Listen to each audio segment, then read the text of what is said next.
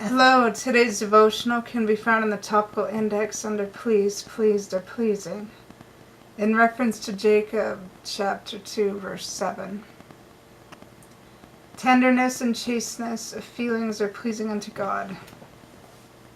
Okay, so God wants us to save certain things for after marital vows have been taken.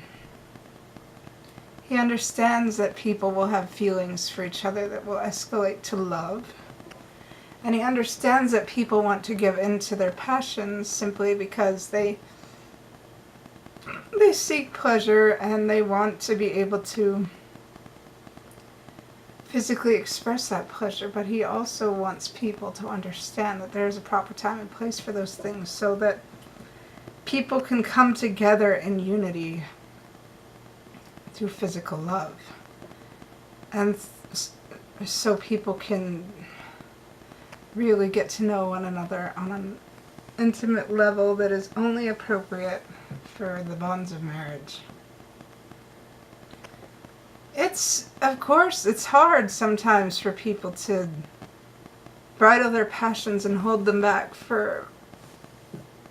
until after they are married.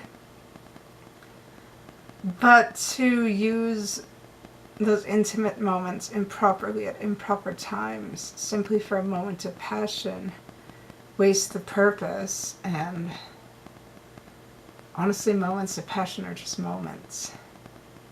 There's no real feeling attached to them. There's no real bonding that happens. It's a moment of passion that's over and gone before it even begins. And once that experience has been done for the first time, it's done. You can't take it back. And the sacredness of it is ruined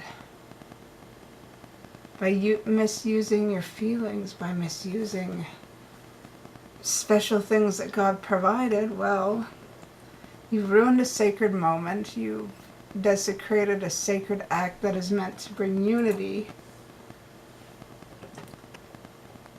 to couples who are trying to get to know one another after bonding through marriage.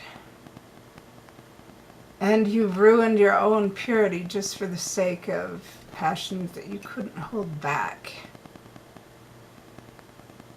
It shows that you don't care about yourself if you don't hold those passions back